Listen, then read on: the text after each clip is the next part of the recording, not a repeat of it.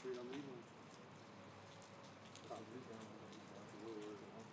il est un peu grand sur une autre aussi.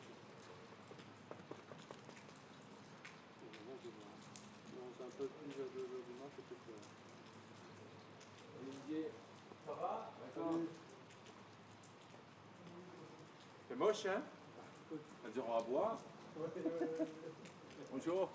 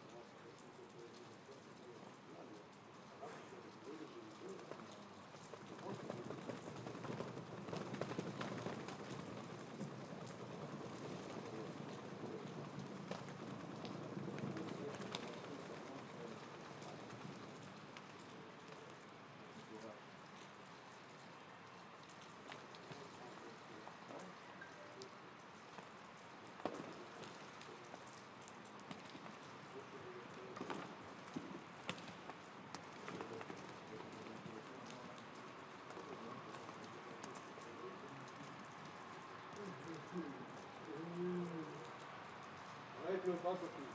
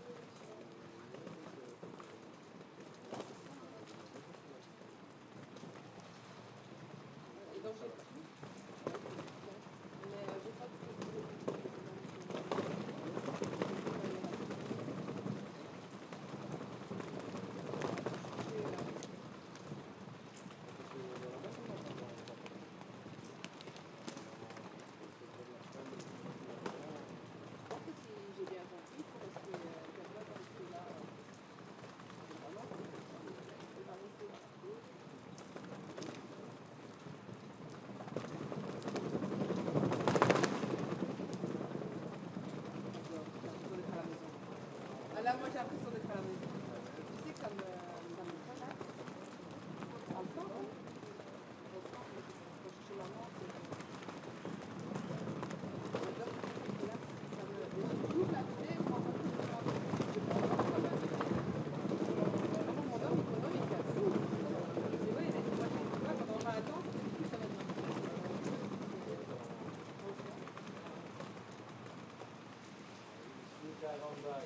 et ici, si t'as pas le flex du métal. Moi, j'ai le...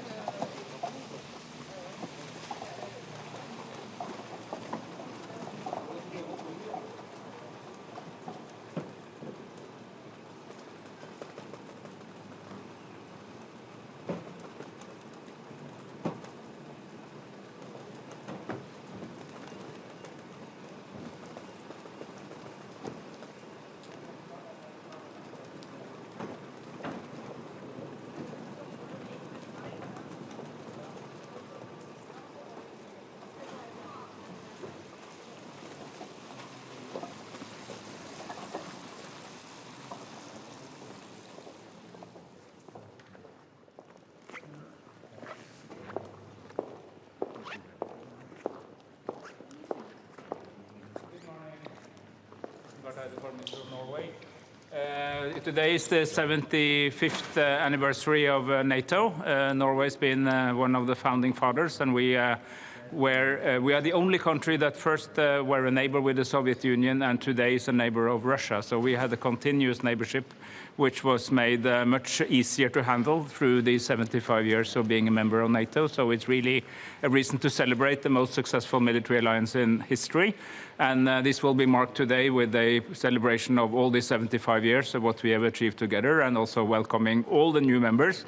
And of course, today, particularly Sweden, our neighbor, whose membership means that all the Nordic countries, the Nordic 5, and of course all the Nordic Baltic 8s are now united in NATO, and that is a significant improvement of our security relationship. And then, of course, we will continue our conversations on Ukraine. How can we make sure that we are with Ukraine as long as it takes, and standing solidly together, and also upgrading the NATO coordination of the efforts that NATO allies are already doing to help Ukraine to prevail in this terrible war, which is really on the top of the agenda of NATO right now.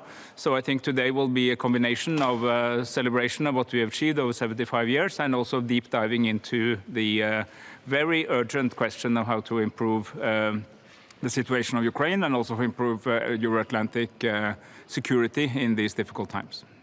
It's obviously nice to have a celebration, but there are also challenges ahead of NATO. Which would you say are the main challenges for the next decades?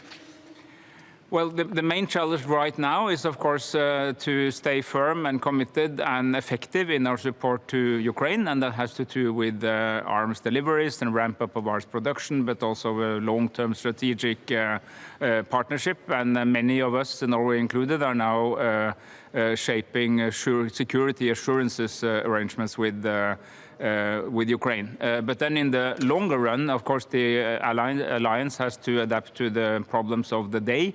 That will be to strengthen transatlantic unity, to strengthen Euro-Atlantic cooperation, strengthen the European dimension of NATO, to which we strongly support, and also deal with other global issues that matters also on the security front, including the ever closer relationship between a fast-changing climate and security. Thank you.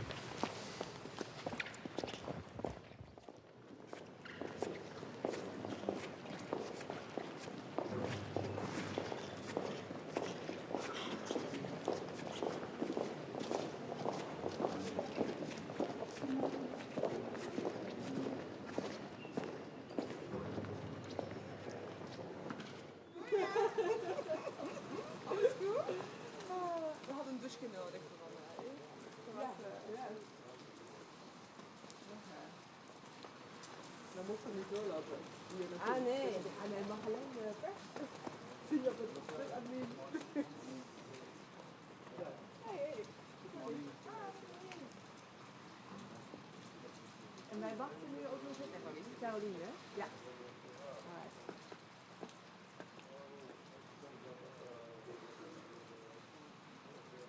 So, how's it going? Yeah, I know. It's going to be rough with the ceremony. Thank God it's short. Yeah. Yeah.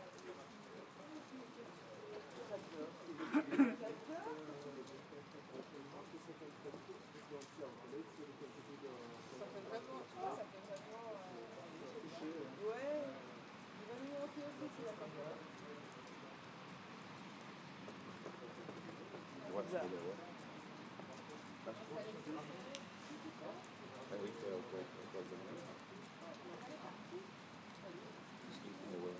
Is het mogelijk om een excuus te lezen? Zeker weten, sorry. Omlaat op Ja, welk ja. moment we moeten spelen. Kijken, dit is de andere ceremonie. Alright, even kijken.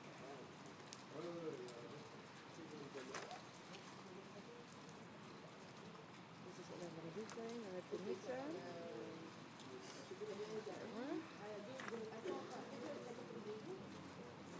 We hebben natuurlijk 2 ceremonies.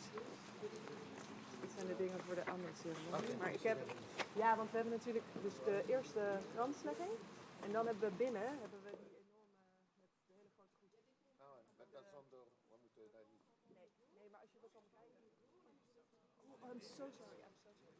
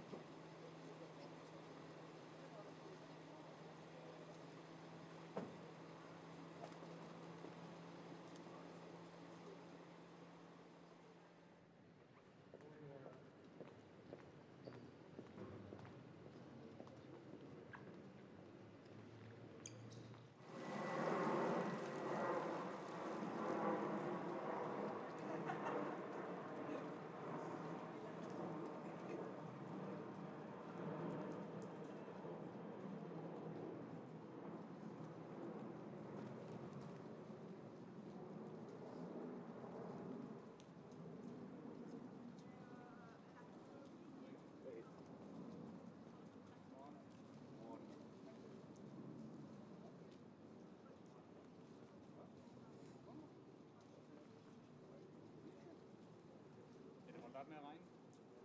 Das war mir klar für. Das wäre. That's good. Nice photo.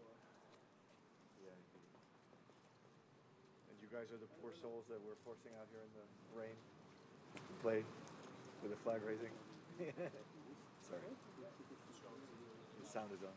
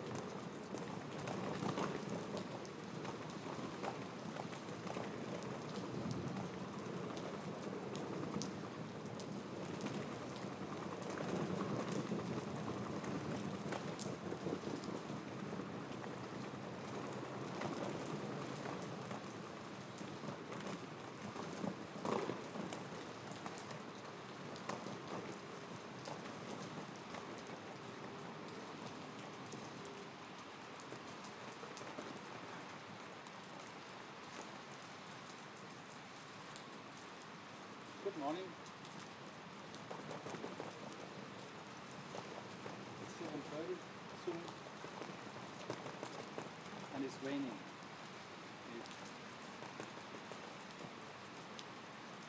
No, I cannot use it. Even I have to go out in the rain and take pictures. So in half an hour's time, we will be outside the rain.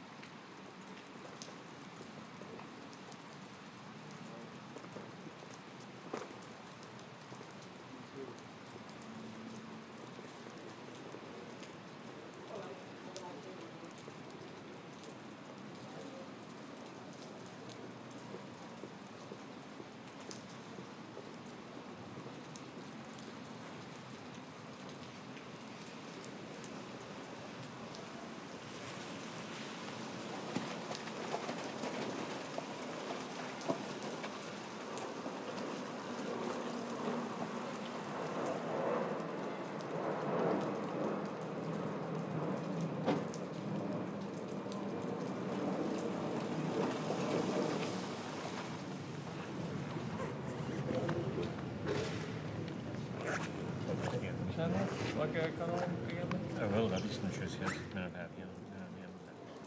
Mooi, mooi, mooi. Ja, ja, dat is ook. Oh, die is zo goed. Zo wordt het ook. Nog graag naar gewoon.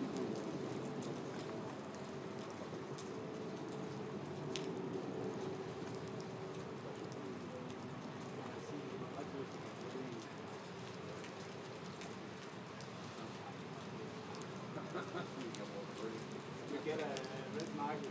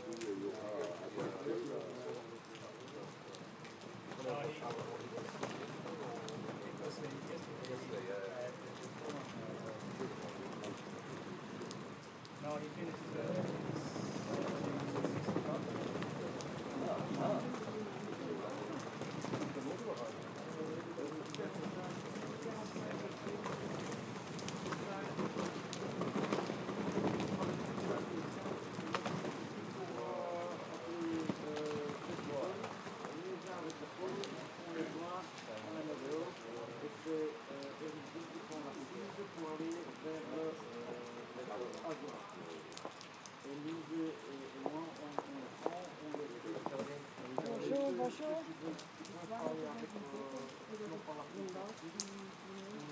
Ja, de AMS-mensen gaan die dragen, die gaan eerst ook met les deux de AMS, on va le mettre maintenant sur oui, un qui est à côté, et puis eux, ils vont faire l'exercice de le prendre, de le mettre comme ça, et puis ils vont le mettre comme ça, c'est le deuxième.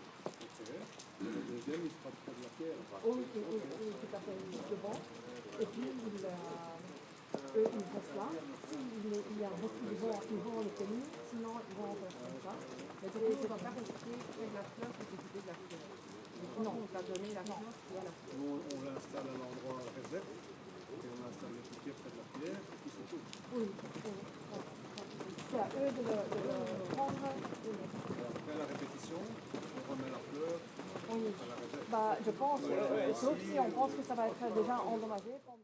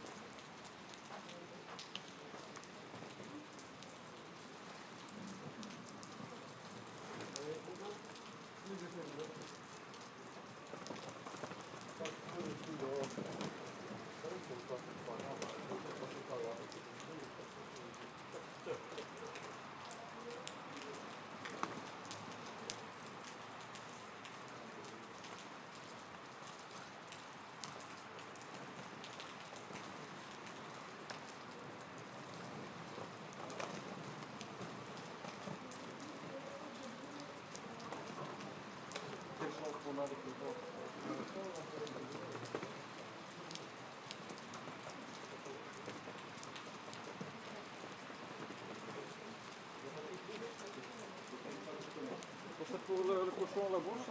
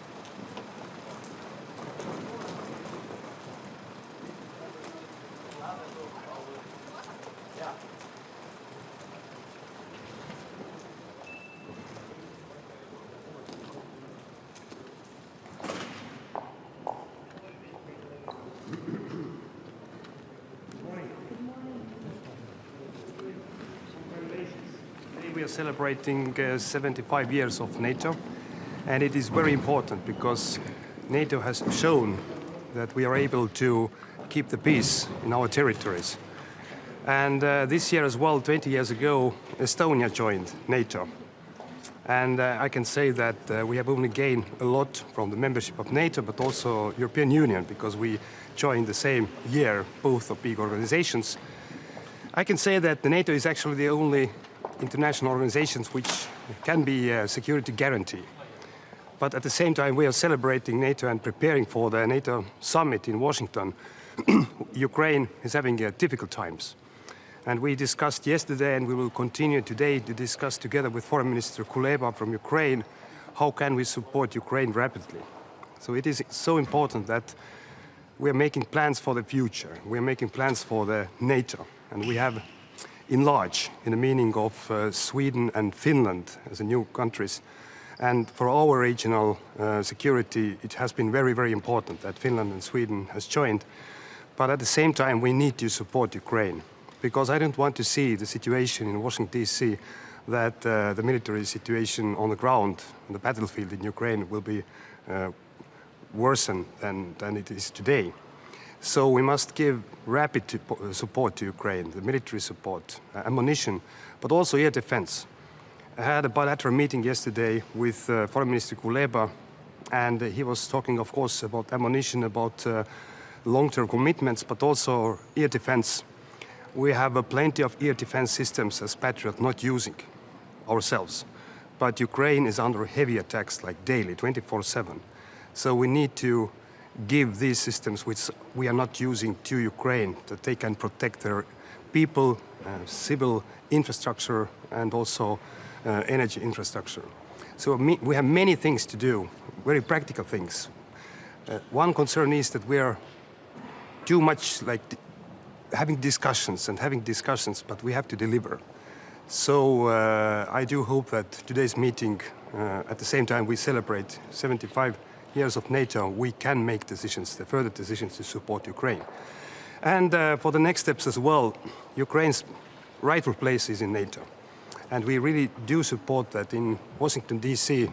Summit, we're going to the next step forward about the membership. So we need to show that Ukraine is going to be a full member of NATO. And of course, we have to strengthen our own capabilities as well. Because when I was defense minister in 2016-17, we saw the other side of the border in Russia, 120,000 troops ready to go within 24 hours. These troops are not existing anymore. They have sent to Ukraine. So Ukraine is not fighting only for us and for their own freedom, but also instead of us. We know as well that Russia has capabilities within like 3-4 years to reestablish these capabilities, the other side of our borders. And that's the reason why we have to invest heavily to NATO capabilities in Europe as well. So happy anniversary, but at the same time, let's make real decisions to support Ukraine, because Ukraine is literally fighting instead of us. And these troops, I was telling you, they are not existing anymore because they are sent to Ukraine and they are gone. So thank you very much. How does NATO need to prepare concretely for the challenges ahead to make sure that they can still celebrate their anniversary in 75 years' time? We need to fulfill our own strategic plans about defense. We have to increase our fundings. Estonia is putting 3.2% of GDP to defense, but I expect that everybody, all the members for the NATO summit will put at least like 2%. This is important. The second is to have a long-term strategy. And I'm very happy that we adopted yesterday the Russian report, because first time NATO has a very clear picture about that Russia will remain a threat, the main threat for NATO and all our countries. And the third is to continue an enlargement process. The only security guarantee for Ukraine is NATO membership. The only security guarantee which works is a NATO membership. So we have to move forward. It doesn't happen overnight, but we have to move forward. And the fourth thing is that to agree the long-term funding, the military support. We have this idea about 100 billion euros from Secretary General, but I think that the most clear way is that if everybody is making the bilateral agreements what are in plan, and somebody has already signed these agreements with Ukraine, we should agree 0.25% of GDP military support per year. Every year, 0.25% is not a lot. It is doable for everybody. But it's altogether 120 billion euros per year military support, and then Ukraine is able to push Russia back. So we have done it. I have proposed it to all our allies. If everybody agrees, then we won't have this money problem. But one interesting fact is that this $61 billion package in US, it's approximately 0.25% of US GDP. So it's fair deal for everybody because GDP figures are fair figures. Thank you. Oh, I was thinking that somebody's coming already. So, thank you.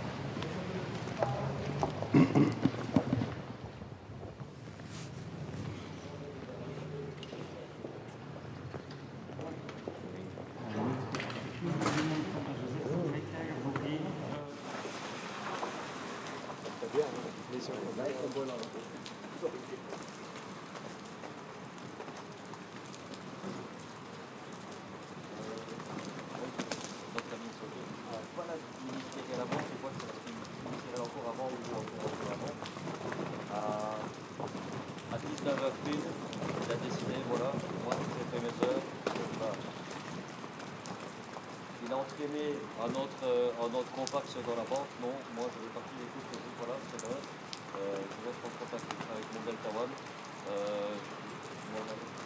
j'arrête.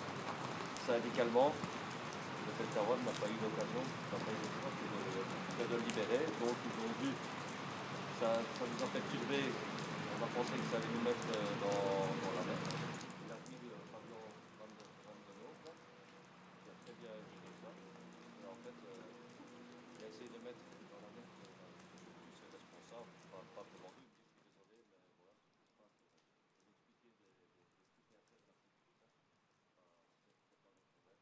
Le pilote, il essaie de boycotter le truc.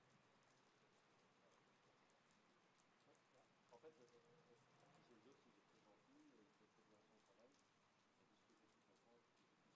toute façon, il veut les bonnes places, il veut le voyage, il estime que comme c'est le plus ancien groupe, ah, pardon. D'accord, d'accord. C'est juste que vous le savez. C'est un très grand plan, ça vous savez. C'est gentil. Merci.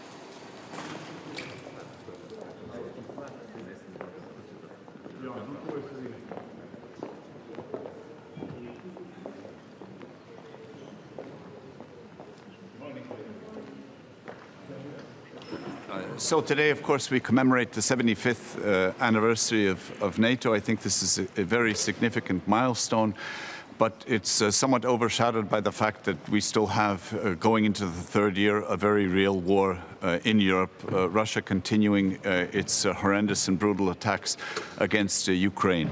Today we'll be meeting with Foreign Minister Kuleba for Ukraine, and the message that we need to give him is our very strong and continued support to Ukraine.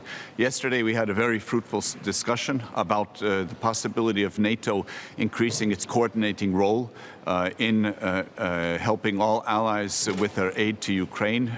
The details are going to be worked out, but there was generally a very positive attitude towards working in this direction. And it's very important that we send a very clear signal to both the Ukrainian people and the soldiers that we are with them, and also to Putin, to the Kremlin, to Moscow, that NATO allies are in it for the long haul to continue to support Ukraine, and that we do not accept this unwarranted aggression against a free, sovereign and independent country. We'll also be having a meeting today with Indo-Pacific partners. And of course, we're the North Atlantic Treaty Organization, and the Pacific, that's a completely different ocean. But the concerns are actually the same, and it's about the rules-based order that we all have been living in since the end of the Second World War. And that order is being challenged in a number of places. So we have a direct challenge in Europe, Russia blatantly violating another country's borders, waging war. But also in the Pacific, we have challenges to the rule-based system. We have, of course, North Korea, which for many years has been a very difficult player, but also we see a rising China. And among other things, also their apparent interest in changing or challenging the rules-based systems as we know it today. So our friends and partners in the Indo-Pacific, they're facing different challenges, but we are united as democracies, as countries that are interested in a rules-based system. And I think it's very important that we tighten our contacts with one another, because at the end of the day, we all have the same interest. We all live under the values of freedom, democracy, and the rule of law. And this system is being challenged. So the best thing to do is to find ways to productively work together. What do you think about the potential Belarusian including to the war? Lukashenko said that Belarus preparing to the war. Latvia feels something about that? Well, for Belarus, I can only express deep regret. Belarus seems to have given up all, illusions of independence. Lukashenko has given up his country seemingly entirely to Moscow.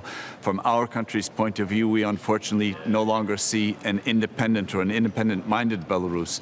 We see a Belarus which is completely controlled by Moscow. So the rhetoric coming out of Minsk is, in my view, just a rhetoric that muddies the waters even more.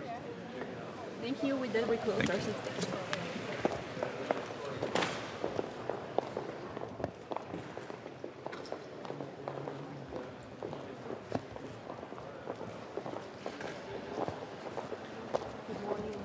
Happy to celebrate 75 years of NATO. And it's also very important to note that NATO represents the freedom to choose. And I think that is very well manifested in the fact how Sweden and Finland, the most recent members, joined NATO just recently. Democratic nations, the free people, chose to join, unlike how Russia expands is by aggression or by illegal annexation. So it's very important to note what we stand for. And especially it is important to say that it is not only, of course, the military capabilities and the deterrence that NATO represents, but those are only the means to achieve full-fledged freedom for all the individuals in our societies, to protect our human rights, the democracy, the rule of law, obviously a flourishing market economy and property rights. And therefore, very happy to be here today celebrating this institution. From a structural perspective, what does NATO need to do to ensure its existence for the upcoming years or even decades? Well, NATO needs to stay as a credible source of building deterrence and of course, of portraying credible defense if need be. And that is basically enough because, of course, it is the 32 members who have chosen to join, and I know there are many other countries who like to join as well. And it is exactly for the reasons which I outlined. So basically to protect the sovereignty and the territorial integrity of nations in order for them to be able to protect the rights of individuals and the people who live in those countries. But do you really think deterrence is enough to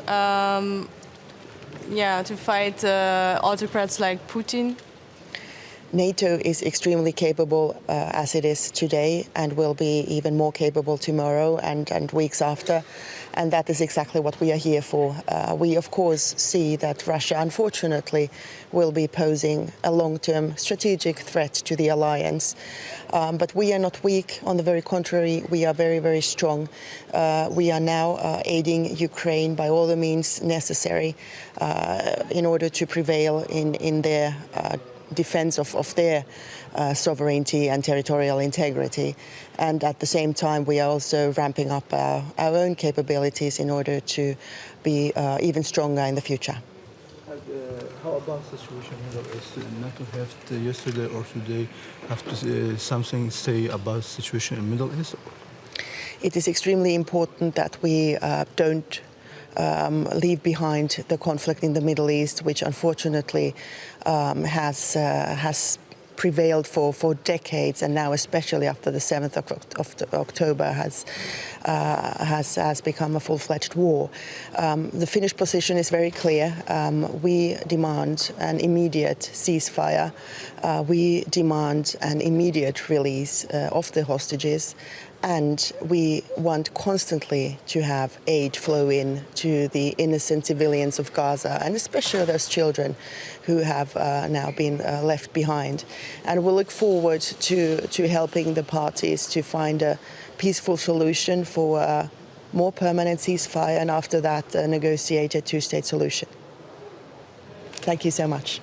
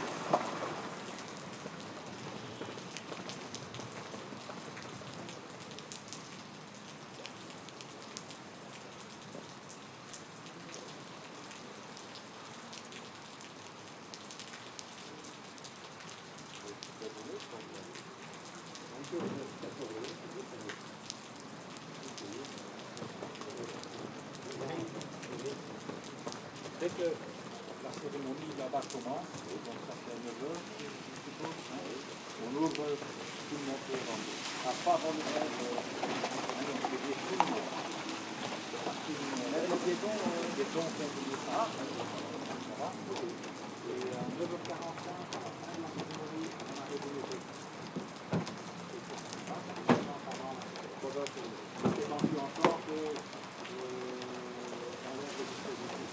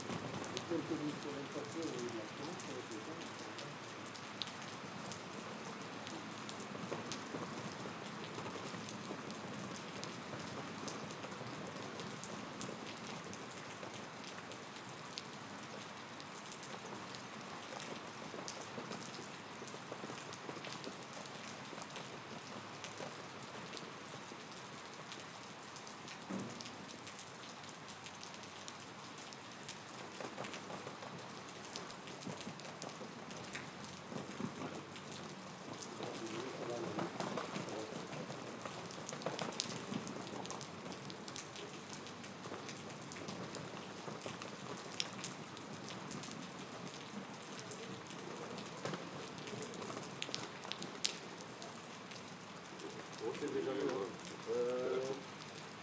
pendant la deuxième partie de la cérémonie, il y a une heure 25, et puis après, il y a un apéro,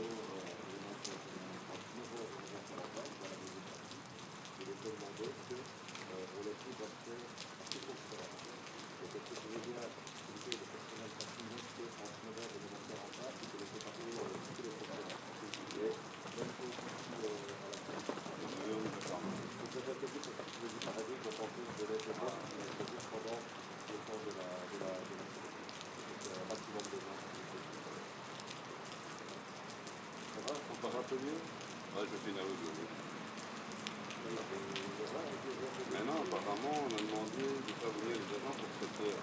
J'ai dit oui, mais il faut que tu devrais savoir que quand tu es 7 heures, c'est sûr que le poste, venir les agents, moi, c'est pas bien. Parce que moi, je m'en fous, avec la coupe, je prends des agents à droite et à gauche.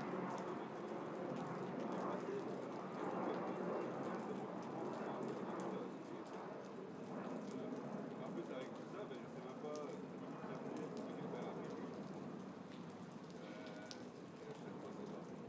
Jusqu'à présent, j'ai toujours pu sauver les meubles, là, aujourd'hui.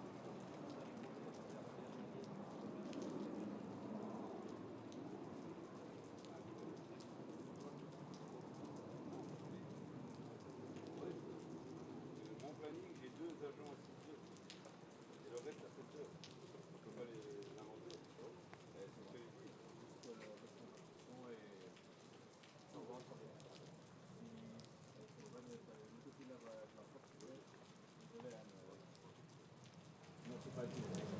Merci.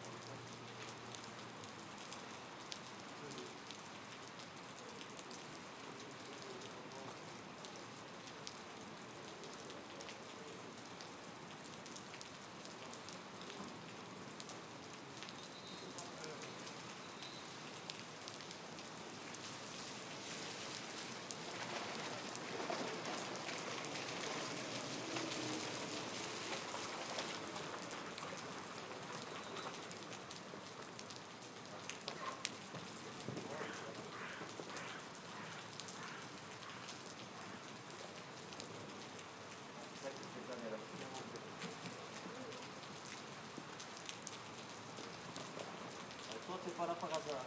Hein? C'est pas là par hasard. C'est bon timing. Dégagez de la cause d'honneur, s'il vous plaît. Bonjour. Bonjour, ça va? Ouais, bah oui. Alors, en fait, on a reçu un mail comme ça fermait entre les services. J'ai reconfirmé ce matin.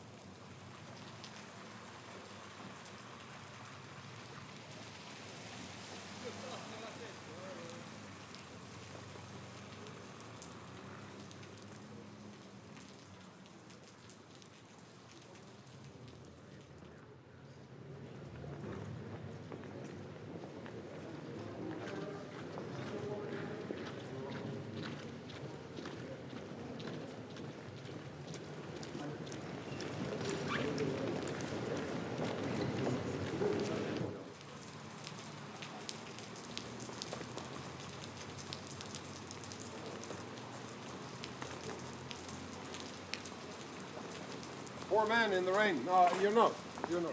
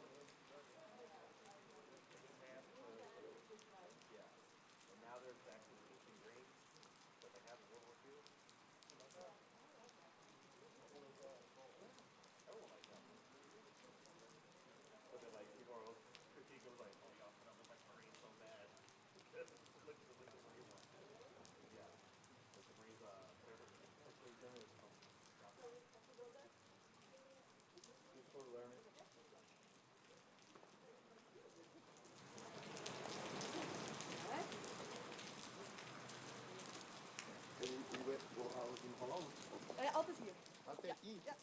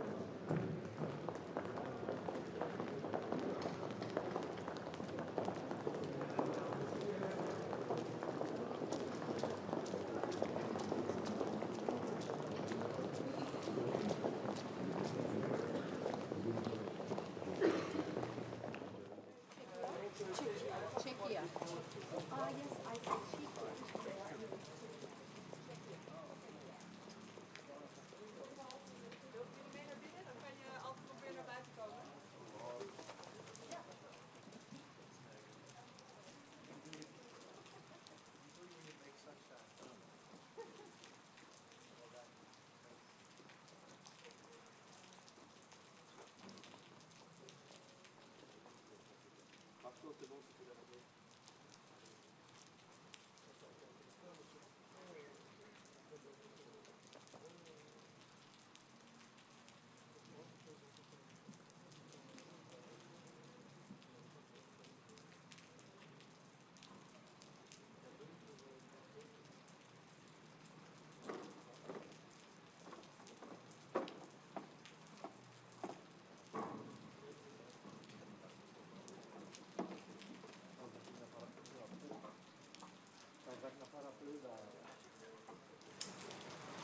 Kêu một mấy qua biết đó.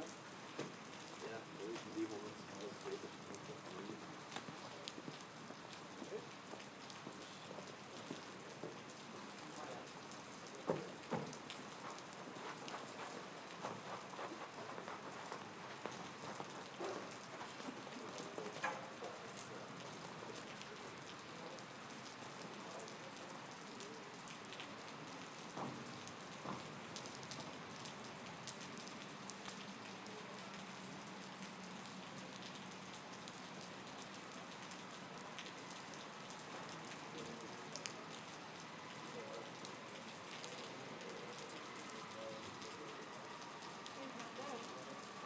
No way.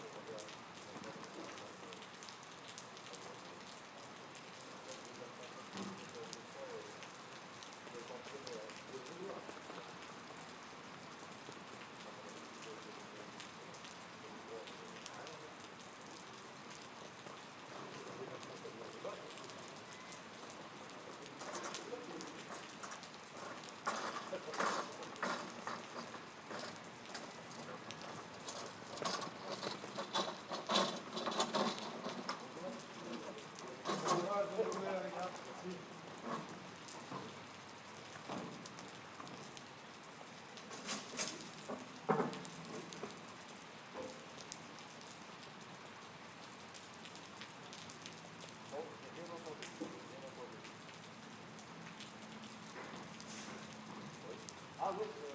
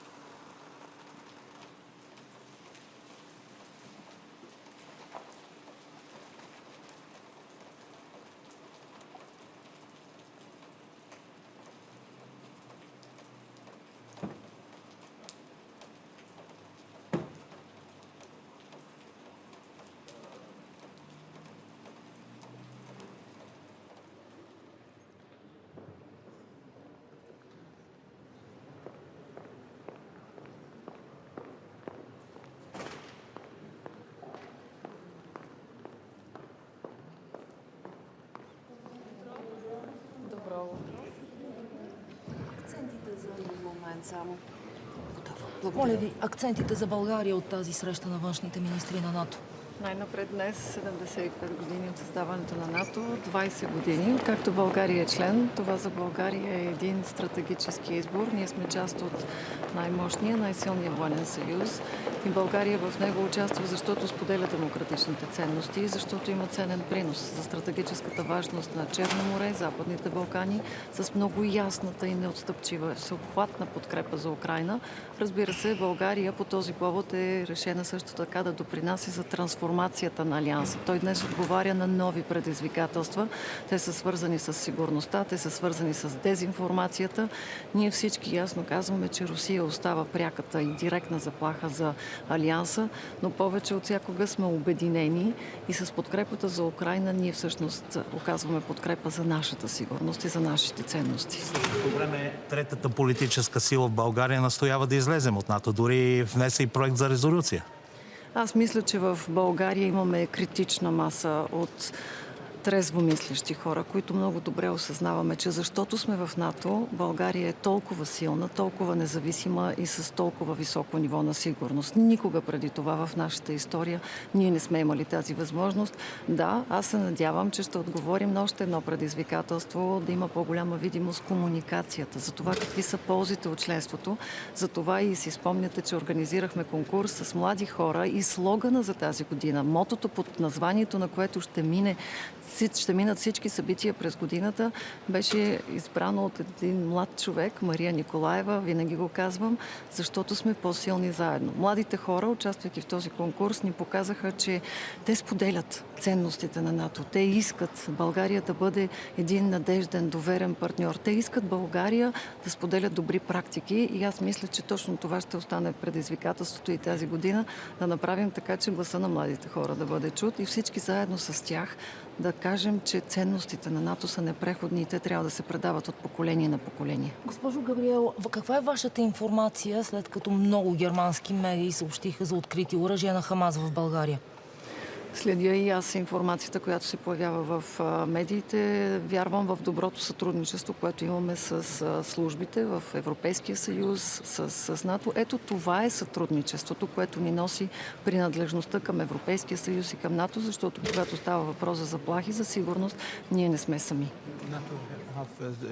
Discusses something about the war in Gaza and the situation in Middle East yesterday or today. NATO have planned to discuss something about that. Well, actually, I can only share one decision that we took as government yesterday. We decided to send a humanitarian aid to two organizations in Jordan and in Egypt because we are fully aware how important it is to save lives. And actually, here that's our common fight, really, to save lives every day. Госпожо Габриел, един от акцентите тук е помощта за Украйна да бъде предвидима и стабилна и да не зависи от политическите промени в ключови държави членки. В този смисъл помощта от страна на България към Украйна ще остане ли стабилна и предвидима? Категорично вярвам в това. Аз мисля, че България много ясно показа, че подкрепата за Украйна е подкрепа, пак казвам, за нашата собствена сигурност. Да, ние сме за това тази подкрепа да бъде устойчива, да бъде предвидима, да бъде достатъчна, така че наистина Украйна да бъде победител в тази война. И аз смятам, че всяка инициатива, която позволява тази подкрепа да не бъде зависима от каквито и да е политически конюнктурни ситуации, е в стъпка в правилната посока. Minister Gabriel, from a Bulgarian perspective, which are the most pressing challenges for NATO as an organization? Well, first to stay united. I think that's our strength because we all share the values of democracy, of freedom, of peace. And the second is really to adapt ourselves to the newest challenges that we all face together, because challenges are not only linked to security, they are also linked to disinformation.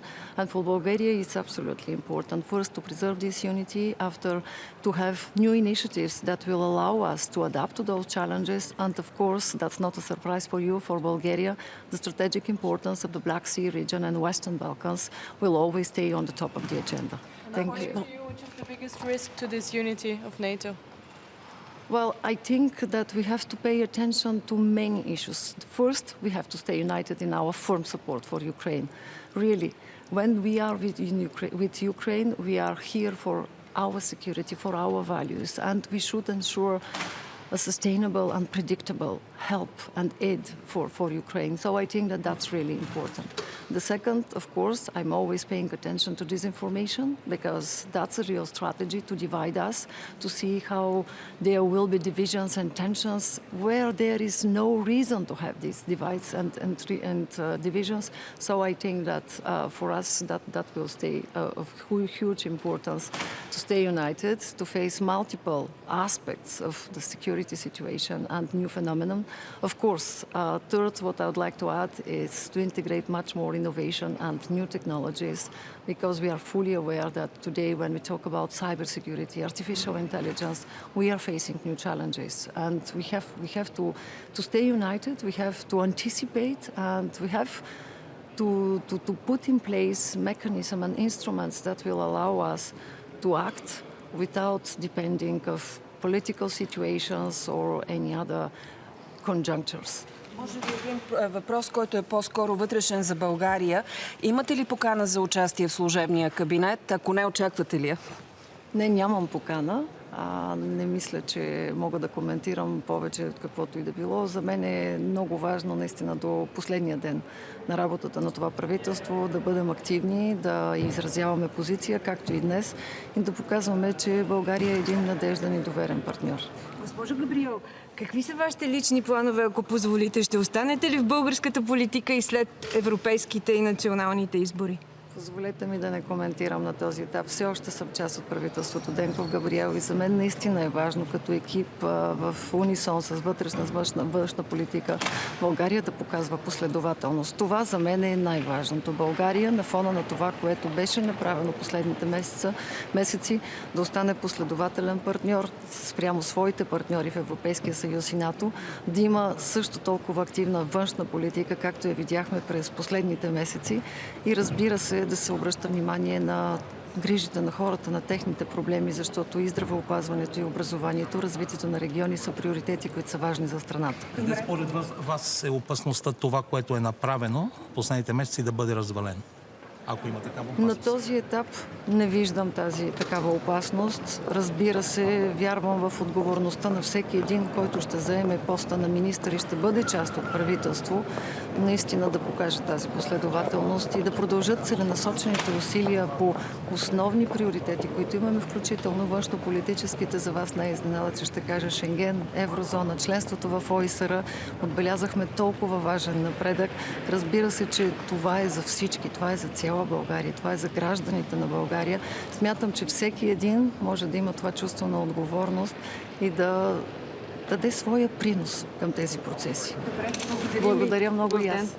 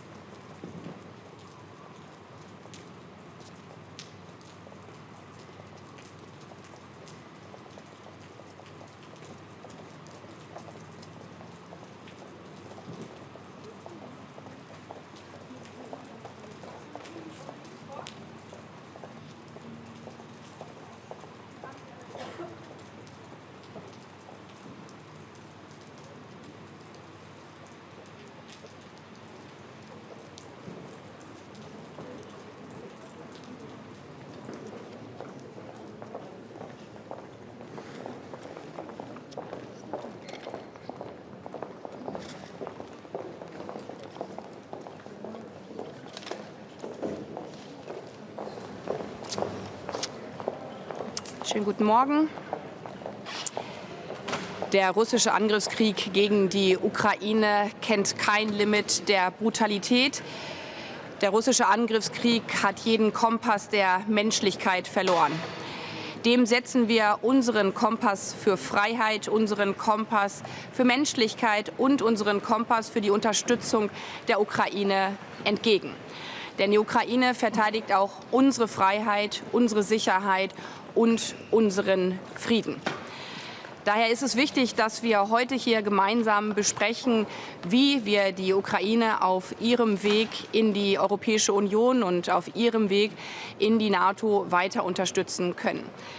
Der NATO-Ukraine-Rat spielt dabei bereits eine wichtige Rolle, gerade mit Blick auf die Stärkung der Streitkräfte, mit Blick auf die Kompatibilität und mit Blick auf die Unterstützung der militärischen Reformen.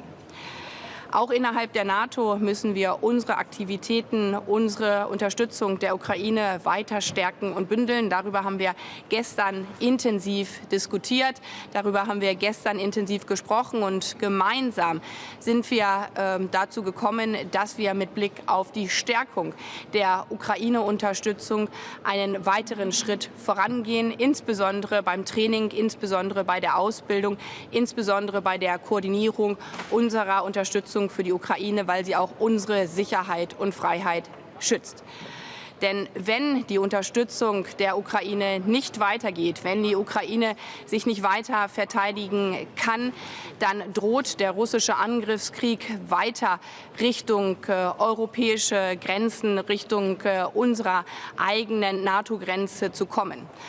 Wenn die Ukraine unsere Freiheit nicht weiter verteidigen kann, dann droht dieser Krieg 8 Autostunden entfernt auch von Berlin zu sein. Oder weitere 8 Autostunden hier von Brüssel entfernt, dem Herzkammer unserer Europäischen Union, der Herzkammer unserer gemeinsamen Allianz. Deswegen ist eine verstärkte Unterstützung der Ukraine in unserem absoluten Eigeninteresse. Und gerade zu diesem Jubiläum 75 Jahre NATO, was nicht nur ein Verteidigungsbündnis ist, sondern unsere Freiheit und unseren Frieden sichert, ist es so wichtig, dass wir deutlich machen, wir stehen geschlossen für die Unterstützung der Ukraine ein und wir stehen gemeinsam für unsere Freiheit und unseren Frieden, der der beste Schutz ist für unsere Demokratie. Frau Ministerin, eine Frage zum Agieren Russlands auch in NATO-Staaten. Wie bewerten Sie die Vorwürfe gegen die Europawahlkandidaten Bistron und Krah und welche Konsequenzen erwarten Sie? Mit dem 24. Februar hat der russische Präsident mit der Friedensordnung in Europa gebrochen. Es war nicht nur eine Vollinvasion auf die Ukraine, dieser russische Angriffskrieg, sondern ein Angriff auf das gemeinsame Miteinander in Europa. Wir hatten ja Zeiten, wo auch Russland hier im Rahmen der NATO mit uns zusammengearbeitet hat, darüber diskutiert, gesprochen und verhandelt hat, wie wir zu einem sicheren Europa auch im Zuge von Abrüstung kommen können. Damit hat der russische Präsident auf brutale Art und Weise gebrochen, und zwar nicht nur, indem er in die Ukraine einmarschiert ist, sondern mit einer hybriden Kriegsführung. Diese hybride Kriegsführung hat auch in den Jahren zuvor bereits gezeigt, dass sie auf Desinformation setzt, dass sie auf Spaltung von Gesellschaften setzt, dass sie auf Fake News setzt und darauf zielt, unsere Demokratien in Europa von innen auszuhöhlen und zu untergraben. Und wir dürfen auch dort nicht naiv sein. Das, was wir in den letzten Jahren gesehen haben, das waren eben keine Zufälle, sondern das war gezielte Destabilisierung in unterschiedlichen europäischen Ländern mit Desinformation, mit Cyberattacken. Das hat Länder getroffen, gerade wie Moldau, gerade auch die baltischen Staaten. Und wir sehen, dass diese Angriffe in der Vergangenheit auch auf Deutschland stattgefunden haben, mit Blick auf Desinformation, mit Blick auf Cyberattacken. Und deswegen müssen wir jetzt umso wachsamer sein und uns gegen diese hybride Kriegsführung auf den unterschiedlichen Ebenen schützen. Das heißt auch Schutz vor Desinformation, das heißt Schutz vor Cyberattacken. Und deswegen ist unser Sicherheitsverständnis eben ein umfassendes Sicherheitsverständnis, weil was gerade auch die Frage von Cybersicherheit, Schutz von der Demokratie mit beinhaltet. Was ist aus Ihrer Sicht die größte Herausforderung, der sich die NATO stellen muss, um weiter bestehen zu können? Die NATO ist der beste Schutzschirm, nicht nur für unsere Sicherheit, für unseren Frieden, sondern auch der beste Schutzschirm für unsere Demokratie.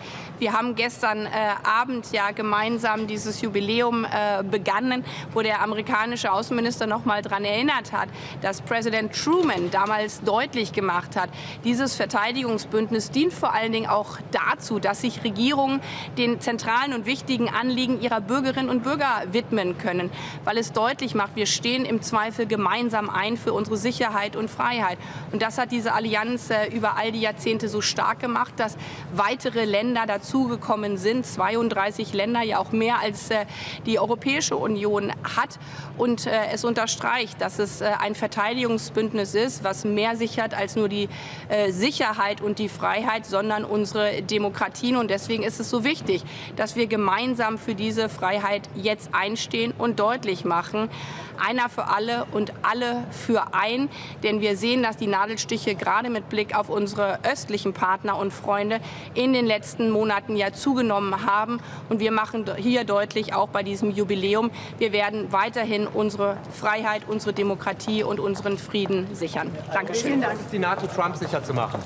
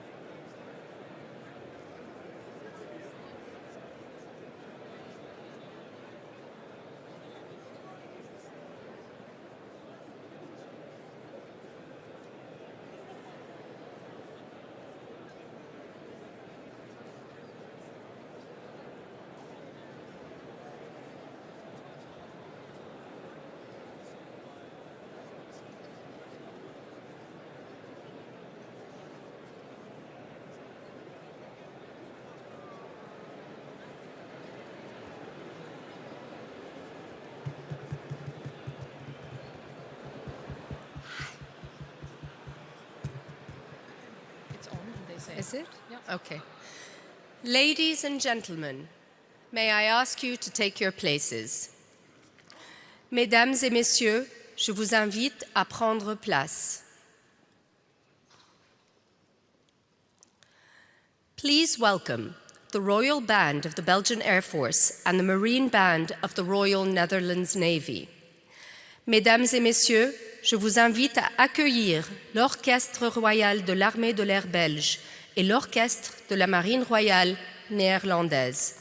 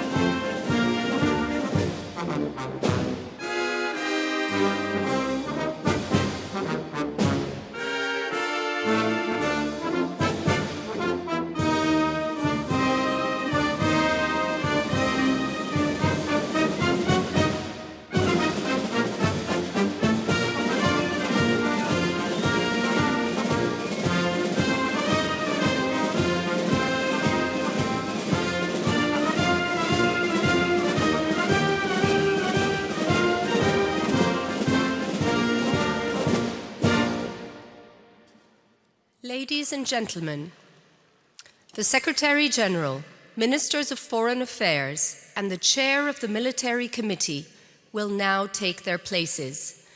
Mesdames et Messieurs, le Secrétaire Général, les ministres des Affaires étrangères et le Président du Comité militaire vont maintenant prendre place.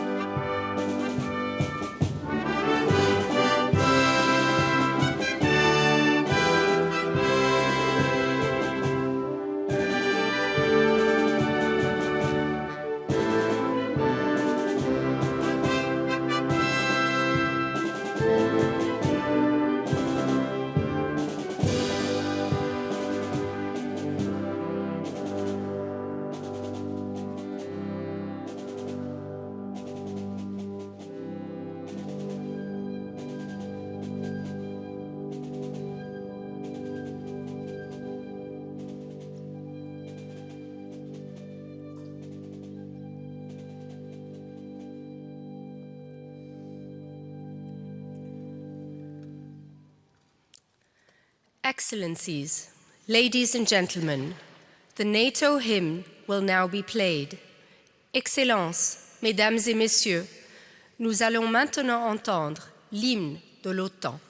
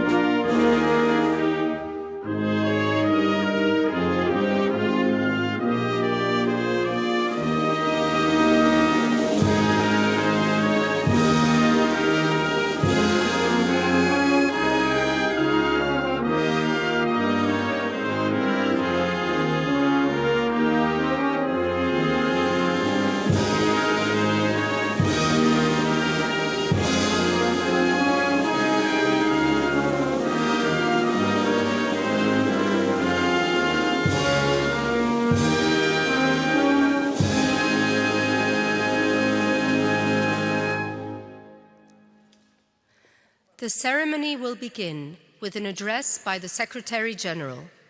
La cérémonie va débuter par une allocution du Secrétaire général.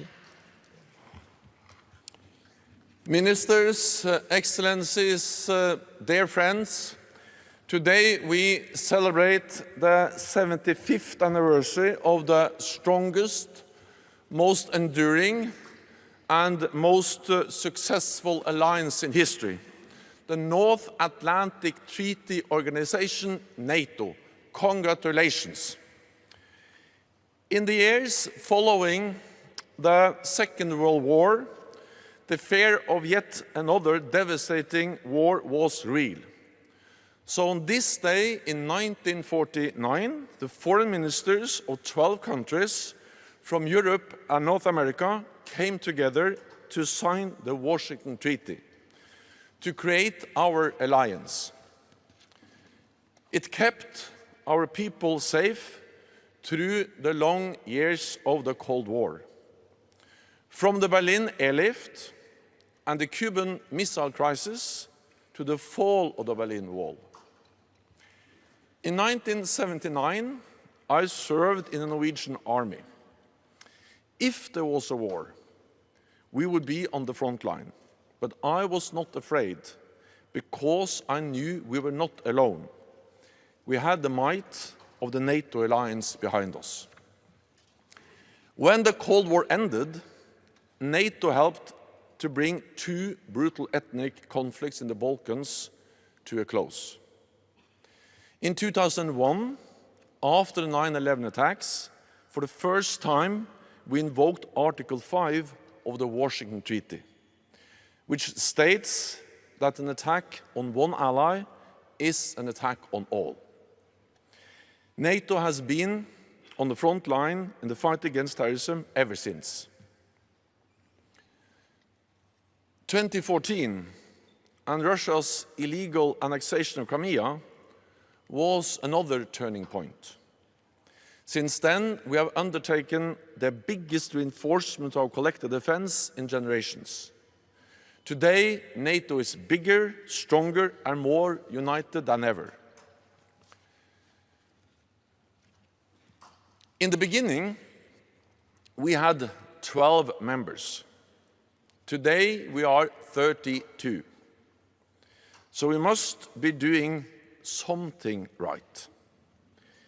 We have helped to spread peace, democracy, and prosperity throughout Europe. And today, we also celebrate important anniversaries for many of our members. 2 world wars, the Cold War and every challenge we have faced since then have taught us that we need each other. Europe needs America for its security. Fair burden sharing is essential, and Europe is investing more, much more. This year, the majority of NATO allies will invest at least 2% of their GDP in defense.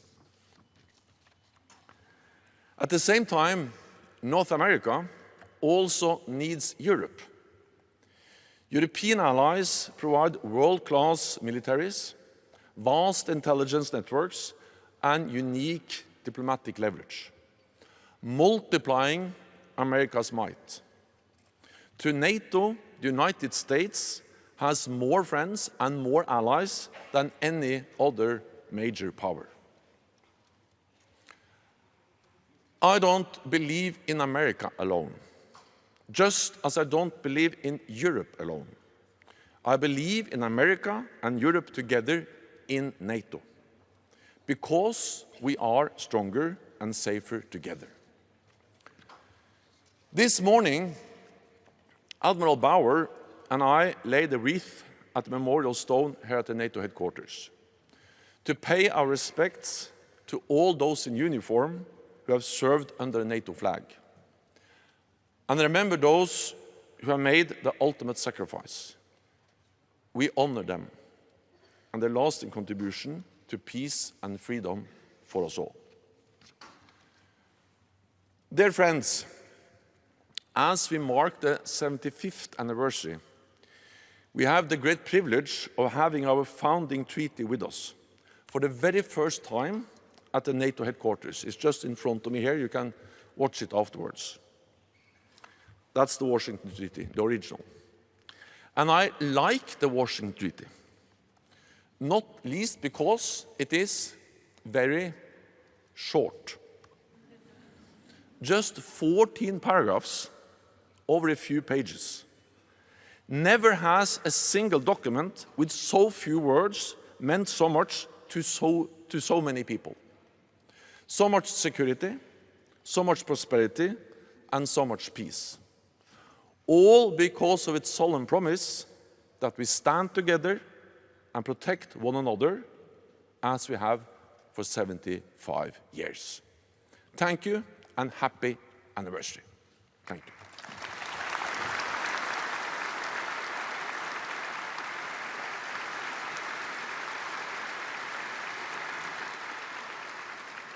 The chair of the military committee will now deliver his address. Le président du comité militaire va maintenant prendre place. Mr. Secretary General, Your Excellencies, Admirals, Generals, ladies and gentlemen, happy anniversary.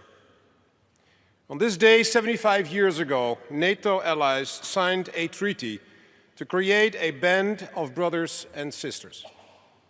Starting with 12, we have now grown into an alliance of 32 armed forces. Each word of the Washington Treaty lying here before me is a sacred pledge that allied armed forces fight to uphold. Together, we are protecting much more than physical safety. We are collectively defending freedom and democracy. The choice to put your life in the service of freedom comes from a deep-rooted desire to be part of something bigger, to be there for others, to fight for the we in a world of me. When civilians seek shelter, military personnel step up. We are the shield for the innocent. Stands between freedom and oppression. That task, that life goal, is something that all men and women in uniform share with each other. It forms an invisible bond that transcends wars and generations. It is a bond you can feel, because you know what it means to serve, prepared to make the ultimate sacrifice. That bond, that boundless trust, is something all allied armed forces share. We feel the security of comradeship, the security of friendship. Across Europe and North America, 3.5 million men and women in uniform are upholding a shield against aggression. We deter and defend against any adversary at any time, in any place. In a world where authoritarian regimes are desperately trying to portray an image of strength and brutal tyranny strives to take away the sovereign rights of peoples and nations, we need that shield more than ever. We need to show the world that democracy is worth fighting for. It is not a perfect system, nor is it self-sustainable, even in countries where it has existed for centuries. But it is worth risking our lives for. Because without choice, without freedom, without the rule of law, what is there? How can we ever build a safe and prosperous world for our children? Ladies and gentlemen, keeping 1 billion people safe is a Herculean task. It is the combination of our political and military power that enables us to do that, and the fact that we are able to turn our diversity into our strength. Every day at this NATO headquarters in Brussels, people come together on the political and the military level to find consensus on thousands of pieces of policy. Every day, armed forces work side by side in NATO missions and operations. Every day, 32 nations choose the we over the me. NATO is, at its core, a defensive alliance. We're the most successful alliance in history, not because of any aggressive display of military strength or territory we have brutally conquered. We are the most successful alliance in history because of the peace we have brought, the countries we have united, and the conflicts we have prevented from spiraling out of control. Today we celebrate our band of 32 brothers and sisters, allies separated by oceans, but united in our determination. Together we are stronger. Together we are more. Together we are NATO. Thank you.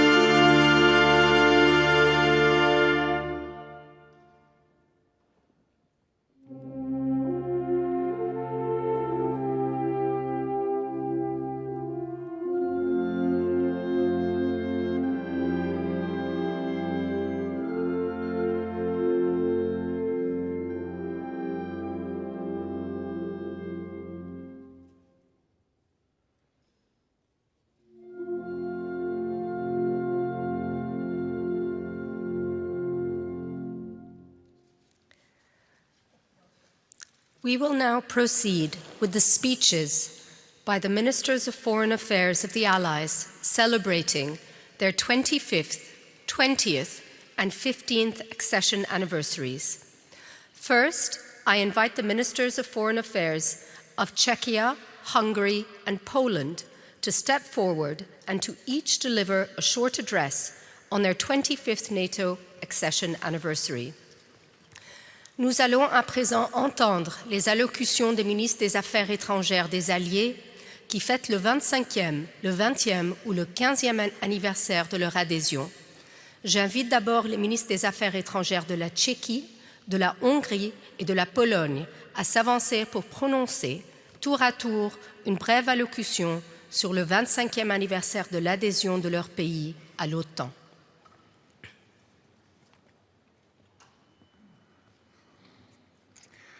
Secretary General, Ministers, Excellencies, ladies and gentlemen, our accession to NATO in 1999 was a clear signal that the long-standing division of the European continent was ending. It was an important milestone and the best embodiment of the fundamental principle that every country has the right to choose its own security arrangements. For almost a quarter of a century, we have been working hard to achieve the goal of Europe whole, free, at peace. Today, that vision seems very distant, but so did our NATO accession in 1989. While signing the NATO accession protocol, the late President Václav Havel said, "It gives us hope that our country will never again succumb to or be sacrificed to any aggressor." And at the same time, it expresses a clear commitment to share responsibility for the freedom of nations, human rights, democratic values, and peace on our continent. Russian aggression against Ukraine gives those words new urgency.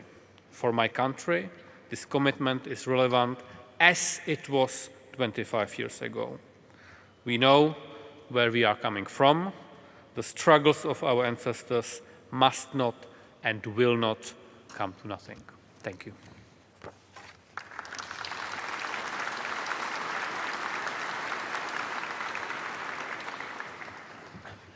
Secretary General, dear colleagues, dear friends, 25 years ago, Hungary has rejoined a community, the community of free and sovereign nations of the Euro-Atlantic world, a region where we always belong to at heart, but a 40-year-long communist oppression has kept us physically away.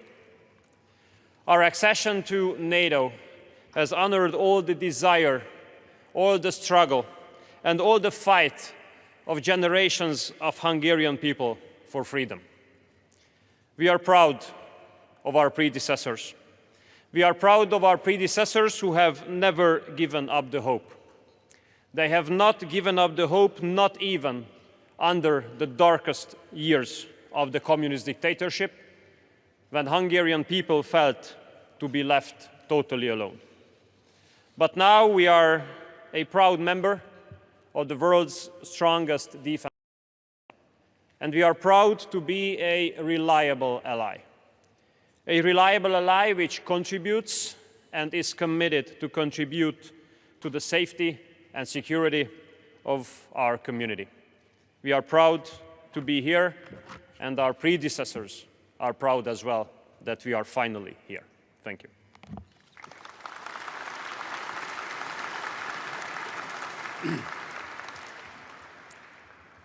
Ladies and gentlemen, when NATO was founded, my country, Poland, was trapped on the wrong side. Communist Soviet domination meant that if it came to war, Polish soldiers would have had to obey the orders of our enemies in order to fight our friends, a tragic situation. Fortunately, the evil empire has collapsed under the weight of its cruelty and its contradictions. We were determined to join NATO in 1999 because we felt it in our bones that the window of opportunity will not last forever. We tried to embrace Russia, but we knew that the potential for violence was there. Unfortunately, Russia is on the march again. But happily, we are where we belong, in the company of democracies, among friends, at home, resisting again, like a rock. Let's prevail again. Thank you.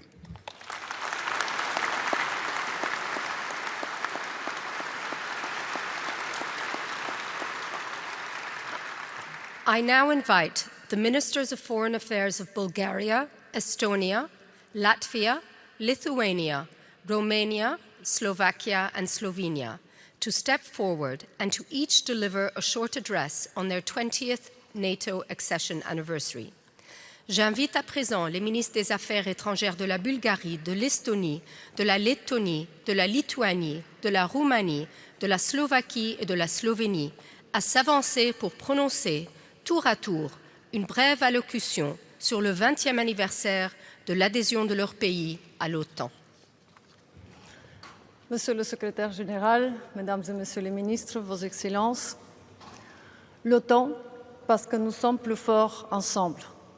C'est le slogan que la jeunesse bulgare a choisi pour marquer toutes les initiatives et les événements qui vont se dérouler en cette année d'anniversaire. 75 ans OTAN, 20 ans adhésion de la Bulgarie dans l'OTAN. L'adhésion à l'OTAN pour la Bulgarie n'était pas un objectif stratégique de politique étrangère seulement. C'était une cause parmi les plus nobles, parce qu'adhérer à l'OTAN, c'est tout d'abord adhérer à des valeurs, de la démocratie, de la paix, de la liberté. C'est aussi un engagement, contribuer à la sécurité collective. C'est aussi un partage d'expériences et de bonnes pratiques.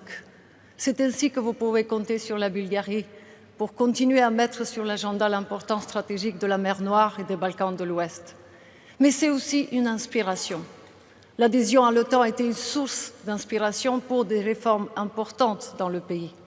Et c'est ici que je prends quelques secondes pour adresser mes remerciements à toutes les générations d'hommes et femmes politiques, militaires, le monde académique, la société civile qui ont contribué pour que l'OTAN et la Bulgarie soient là où nous sommes aujourd'hui. Parce que nous sommes aujourd'hui une famille de valeurs. Nous montrons la force de notre approche, ce que c'est la coopération et ainsi assurer la sécurité. Nous montrons aussi comment on sait transformer les défis en des opportunités. Merci de rester unis. Vous pouvez compter sur une Bulgarie qui sera toujours là pour défendre ses valeurs. Et soyons très clairs, la liberté, la paix ne sont pas des donnes. Elles se protègent tous les jours. Merci, chers alliés, de le faire ensemble. Merci.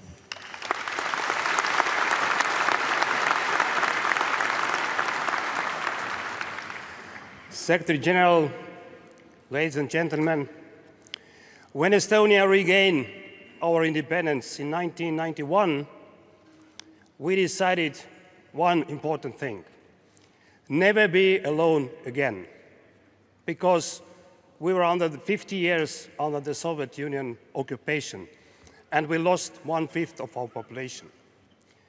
We made a crazy decision to join the NATO, and it seemed to be impossible at this time.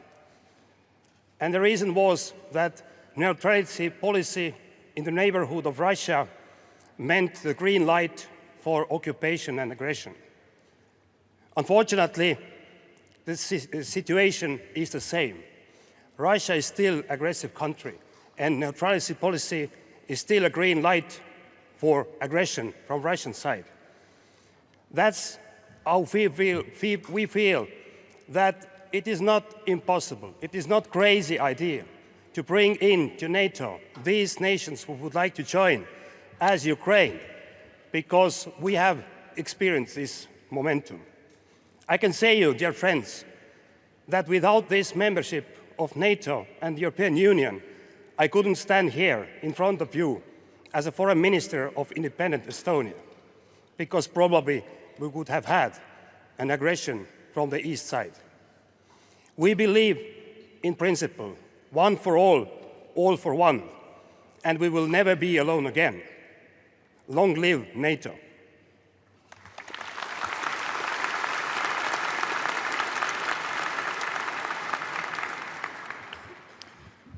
Dear friends, 1949 was a great year and also a tragic year. It was a great year because this is when the NATO alliance was founded. And it was a tragic year because in that year, in my country, in Estonia and in Lithuania, tens of thousands of people were deported to Siberia under the Soviet occupation. And it took us another 41 years until we regained our independence to rejoin the family of nations that enjoy the basic values of freedom, democracy, and the rule of law.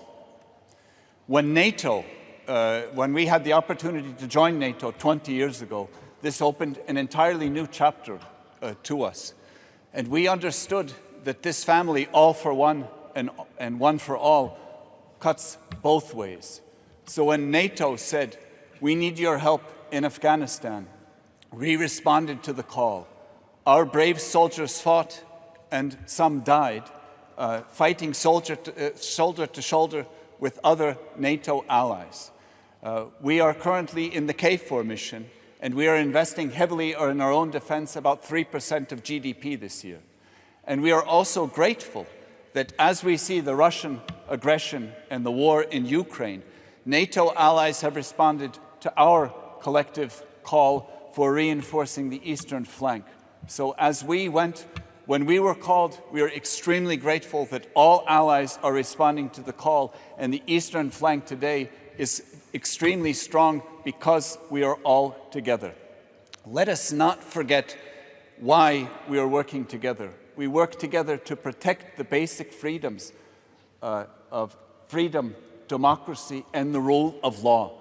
These are not a given. These are values that must be fought for, and we must remain vigilant constantly. Let us stay together. Let us be strong together. Thank you very much.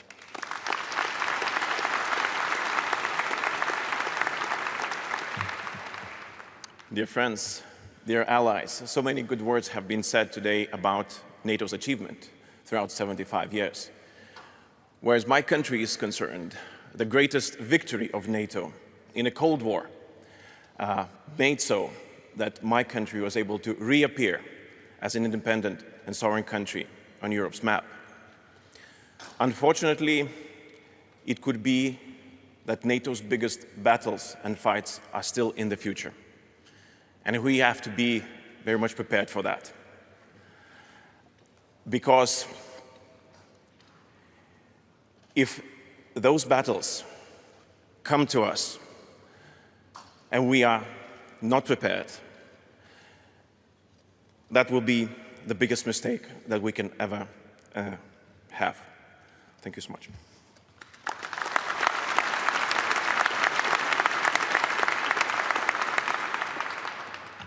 Secretary General, dear friends, we are celebrating today the most successful political military alliance in the world. NATO has stood the test of time and demonstrated strategic vision, determination, resilience, and capacity to adapt. NATO became stronger, both in size and influence. The open door policy is the most successful instrument of our alliance. For Romania, joining NATO represented the fulfillment of an historical aspiration and a security imperative. The alliance is now an essential pillar of our foreign policy and security policy. Over the years, Romania has benefited from the security umbrella provided by the alliance. In turn, we have demonstrated commitment and determination as a responsible and active ally, a true security provider contributing to the collective security efforts. The brutal war of aggression waged by Russia on our neighbor, Ukraine, has changed our security environment for many years to come. We need to do our utmost to support Ukraine until the final victory. Together we are stronger. Together we are better. Together we build our future. La mulți ani NATO, la mulți ani România în NATO. Vă mulțumesc. Thank you.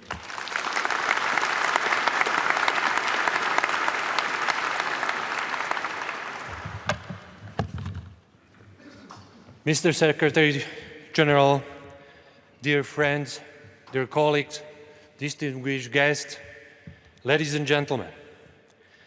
20 years ago, on the 29th of March 2004, Slovakia became a member of the strongest and the most successful alliance ever. With no exaggeration, this was one of the most important and crucial decisions in our modern Slovak history. Under the current challenging security situation, marked by ongoing war in our neighboring Ukraine and presented threat of terrorism, this decision has proven to be fundamental for the security of our citizens. I wish to thank all allies that have contributed to our collective defense and security.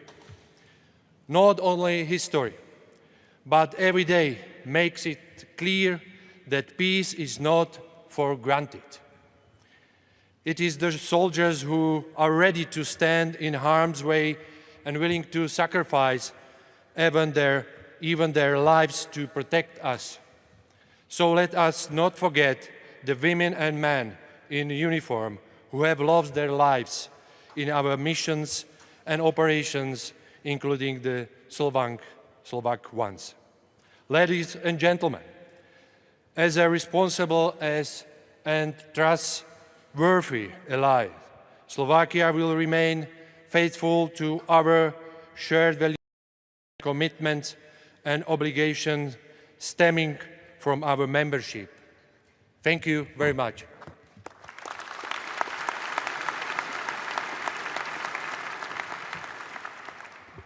Secretary General, ladies and gentlemen, dear friends. 75 years. It's a remarkable achievement. It speaks for itself. 75 years of this alliance based on our shared values. It's an alliance of values. And as an alliance of values, we continue and will continue to support Ukraine. Because people of Ukraine deserve to live in peace and stability, as we deserve. And they deserve to choose for their own security arrangements. And we'll advocate for their cause also in the Security Council of United Nations, where Slovenia currently serves as a non-permanent member. Last week, we celebrated 20th anniversary of our membership in NATO in Slovenia. Together with our membership in European Union, it gave us stability, and it gave us an opportunity to promote stability and security in our direct neighborhood of the Western Balkans. It ensured us an additional platform to promote human rights, especially women's rights. And it also gave us an opportunity to improve excellence of Slovenian armed forces. And with that, we became an integral transatlantic link, part of this link. So Slovenia reconfirms today our commitment to this alliance of ours that prevents conflicts and promotes peace. Thank you.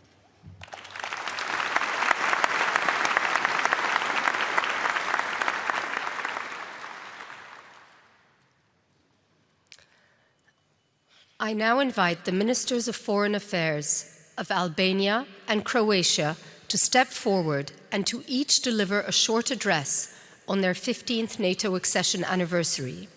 J'invite à présent les ministres des Affaires étrangères de l'Albanie et de la Croatie à s'avancer pour prononcer tour à tour une brève allocution sur le 15e anniversaire de l'adhésion de leur pays à l'OTAN. Secretary General, allies, today we celebrate two milestones that stand as testaments to the enduring power of unity and shared values. First, we mark the 75th anniversary of the alliance. Born from the ashes of the Second World War, NATO rose as a beacon of peace and stability, a shield for the Allies' collective security. It started with 12 nations, and Albania, unfortunately, was behind a double Iron Curtain. It was the North Korea of Europe. And for 3/4 of a century, you were the example on how to stand firm, to deter aggression, to uphold the values we cherished: freedom, democracy, international law, and human dignity. And you preserved the lives of people in my neighborhood, the lives of people from Bosnia and Herzegovina and Kosovo that were facing ethnic cleansing. Secondly, we celebrate the 15 years that my country joined this historic alliance. This pivotal moment fulfilled the core strategic objective for our nation. While we continue our pursuit for the EU integration, Albania remains a dedicated contributor to NATO. Our troops stand shoulder to shoulder with allies in missions around the globe, a testament to our steadfast commitment. The world we face today is constantly evolving: strategic competition, armed aggression, new threats, cyber and disinformation campaigns. All these demand adaptation. We are heartened by NATO's growing focus on these areas, ensuring its continued relevance in safeguarding our shared future. As a small nation, we deeply understand the power of unity. A strong NATO, a strong Euro-Atlantic bond is essential for future peace and security of generations to come. Let us all recommit to NATO's unwavering spirit and ensure its continued strength in the face of evolving threats. Together, with strength and unity, we face the future with more confidence. And I thank you.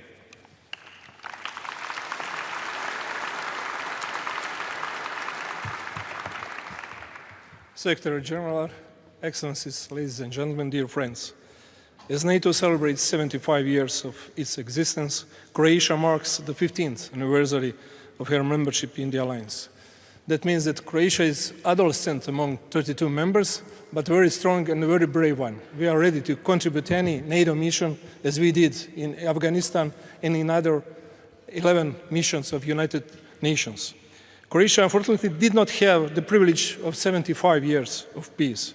From 1991 to 1995, we had to fight for and defend our freedom and democracy. Facing a much stronger aggressor at the time, we prevailed against all odds.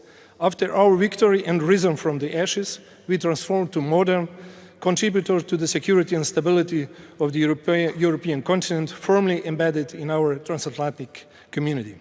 Croatia's own experience and expertise contributes today to NATO's deterrence and defense, and our determination to invest in our own security with technologically advanced defense solution is steadfast. Croatia is a Danubian and Central European, as well as Adriatic and Mediterranean country. Strategically located at the crossroads of these European regions, we remain dedicated to remain a reliable and strong pillar of NATO's southeastern flank. Long live NATO. Thank you.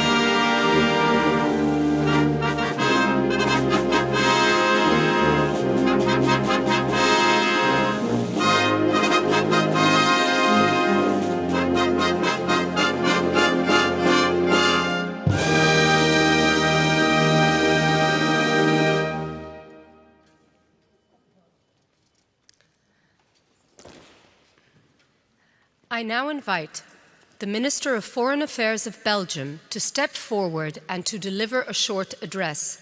The Minister and the Secretary-General will subsequently cut the NATO 75th anniversary celebration cake offered by Belgium.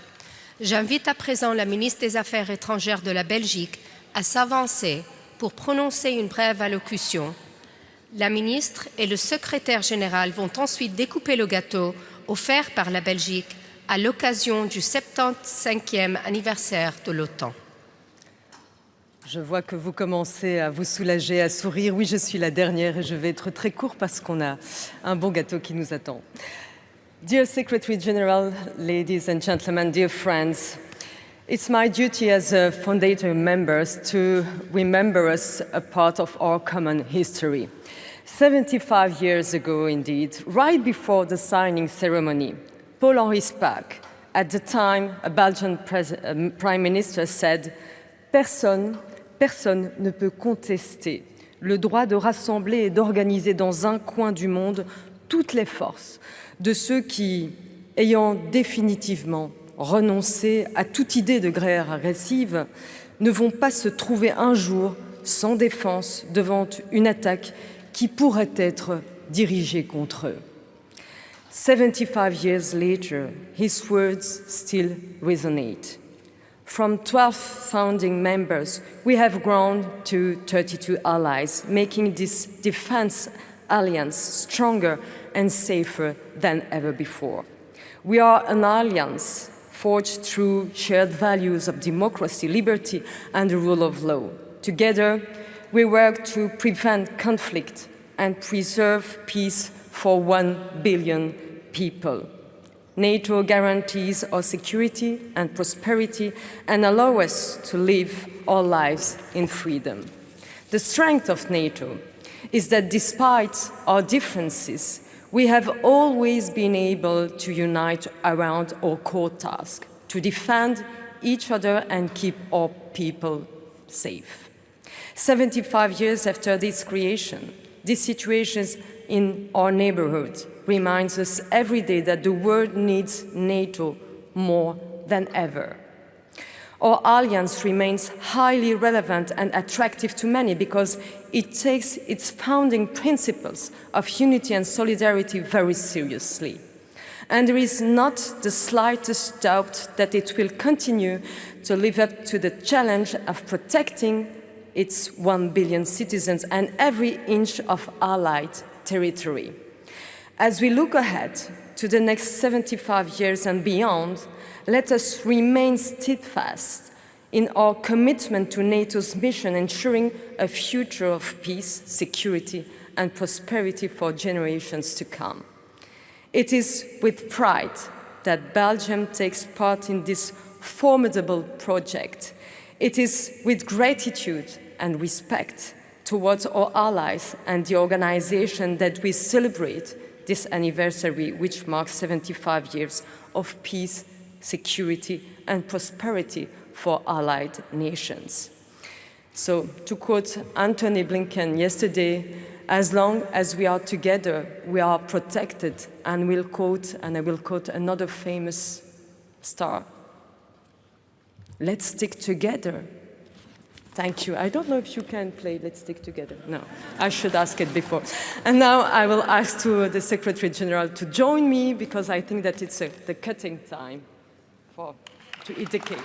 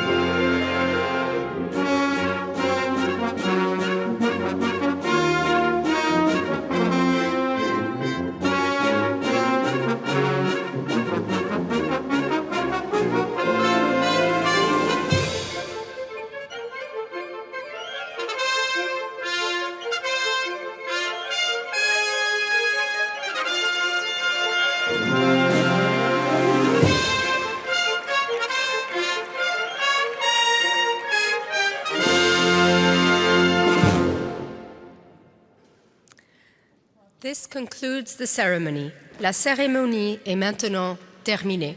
Merci.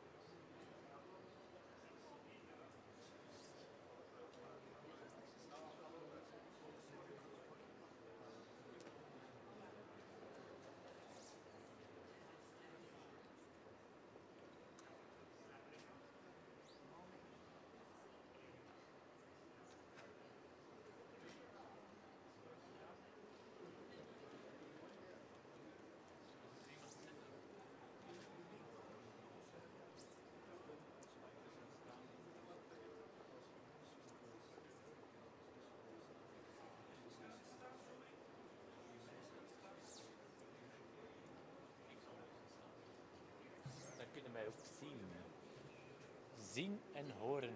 Jawel, minister.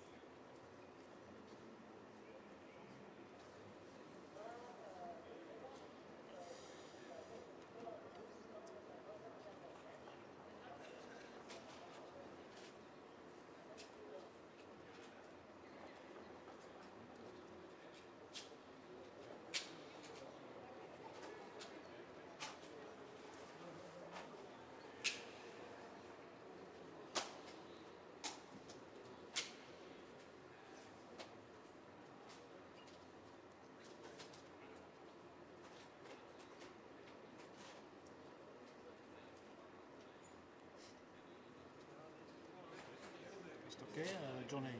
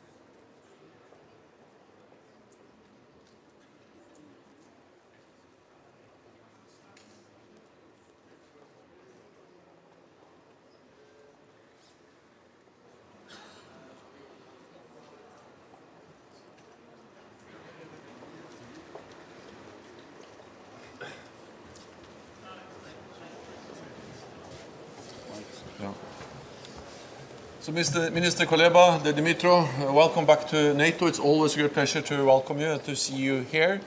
And let me start by once again recognizing the courage, the determination, the bravery of the Ukrainian people, the Ukrainian armed forces, and you personally in standing up against Russian brutal aggression against Ukraine. This matters for Ukraine, but it matters also for the whole of NATO, for our security. So what you do is important for all of us. And therefore I've stated many, many times that support to Ukraine is not charity. Support to Ukraine is an investment in our own security. Today we will have a meeting on the NATO-Ukraine Council. I look forward to discussing with you how we can further strengthen our cooperation, but also how we can move you towards membership in NATO. Allies have made clear that Ukraine will become a member of the alliance, and we need to ensure that is something we are following up. We will also discuss, as we also did at the foreign ministerial meeting yesterday, how we can step up and sustain our support for Ukraine, because it also matters for our own security. And we are discussing how we can create a more robust and predictable framework, institutionalized framework for NATO support to Ukraine. 99% of the military support to Ukraine is coming from NATO allies. But we need to ensure that this is predictable, it's fair burden sharing, and that it's going to last. And therefore looking into even stronger ways of organizing the support. And also to discuss a long-term financial pledge, commitment from NATO allies. Of course, we welcome voluntary contributions, but in the long run we need to be less dependent on voluntary contributions short-term and more dependent on strong NATO commitments. These and many other issues we will discuss. Once again, it's great to see you here, and welcome to NATO. Thank you. Thank you, Jens. And first of all, happy birthday to NATO and all allies. And I came to convey words of congratulations to the mightiest and longest living military alliance in world history. Thank you for your personal efforts and forward-looking approach when it comes to initiatives how to ensure sustainable financing and support to Ukraine. I came here against the background of continued unprecedented missile and drone attacks of Russia against Ukraine. Just tonight, the city of Kharkiv was hit with thousands of Shahed drones.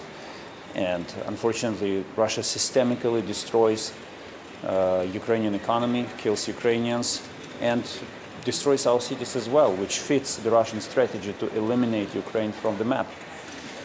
So I don't want to spoil the party, but of course my message, the birthday party, but my main message today will be patriots, because saving Ukrainian lives, saving Ukrainian economy, saving Ukrainian cities depends on the availability of Patriots and other air defense systems in Ukraine. And we're talking about Patriots because it's the only system that can intercept ballistic missiles. And only in March, Ukraine was hit with 94 ballistic missiles. But providing Patriots depends on allies. They have plenty of them. So this will be my main focus today. And I'm looking forward to the discussion that we will be having with allies. Thank you. Thank you. Okay. Thanks.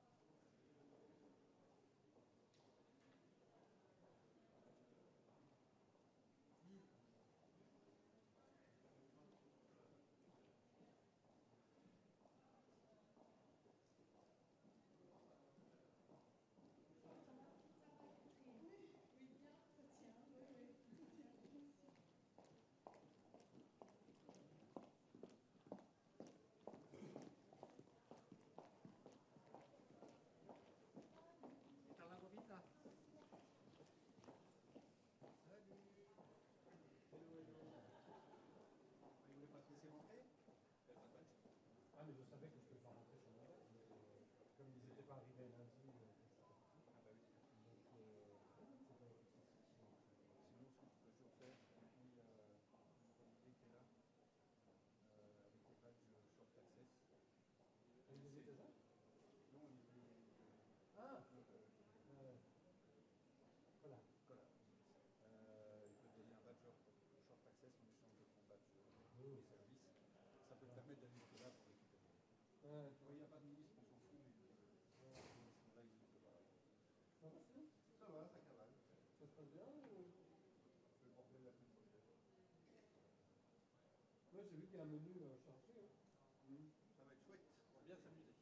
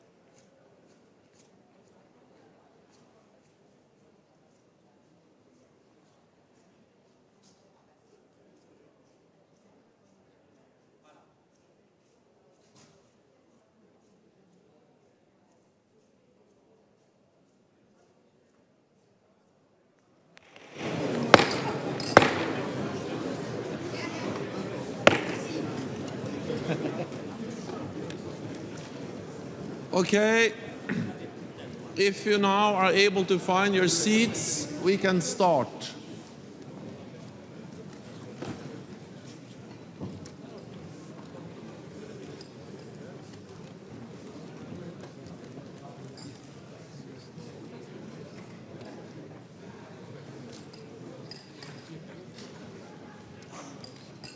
And that also applies for all of you, actually.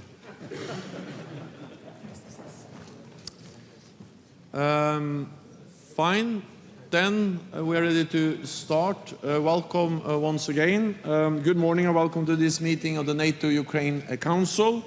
Russia's brutal war against Ukraine has entered its third year. And as Ukraine continues to fight for its freedom, allies continue to support Ukraine. The situation on the battlefield is difficult. This is an argument for stepping up our support, not scaling down. Today we will address Ukraine's urgent practical and political needs, including how to strengthen NATO support for Ukraine. At Vilnius, we agreed a package of measures to bring Ukraine closer to NATO. And as we prepare for our Washington summit, we are working together to cement Ukraine's path towards NATO membership. This matters for Ukraine's security and for our security. So we look forward to hearing from you today, Minister Kuleba. Welcome, Dimitru. It's great to have you here. Thank you then to the members of the media for joining us at the top of the meeting, and the meeting will continue in just a moment. Thank you so much.